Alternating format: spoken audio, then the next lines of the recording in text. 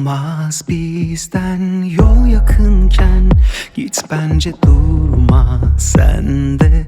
Ben dururken zorlarda kaldım, kaygım sen yüzünden koymaz bana. Dönsek başa, kalbim yorgun sen gülerken. İnandım bir an yeni bir dünya kurarken.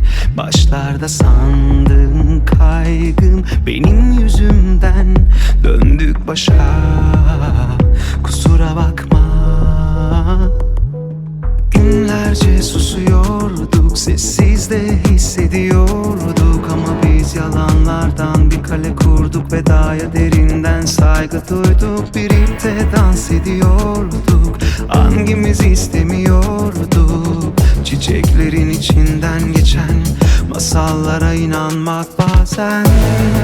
Üzülme yine benim yerime. Kaybettim ben hem de 10 kere 100 kere. Sildim ben gizlice gözyaşlarım geçmişe. Senin sebebine boş yere her kalem.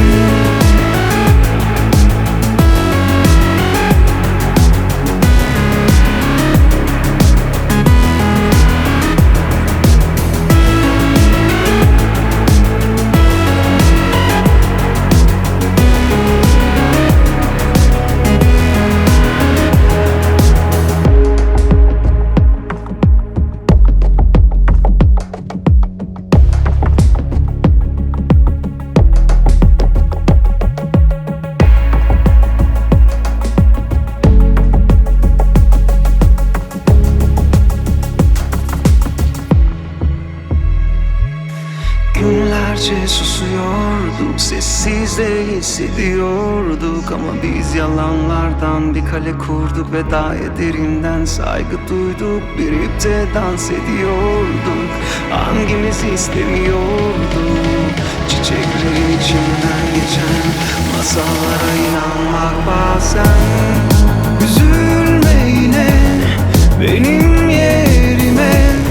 Kaybettim ben hem de 10 kere 100 kere. Sildim ben gizlice gözyaşlarım geçmişe.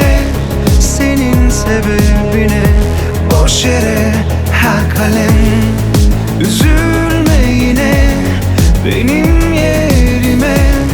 Kaybettim ben hem de 10 kere 100 kere.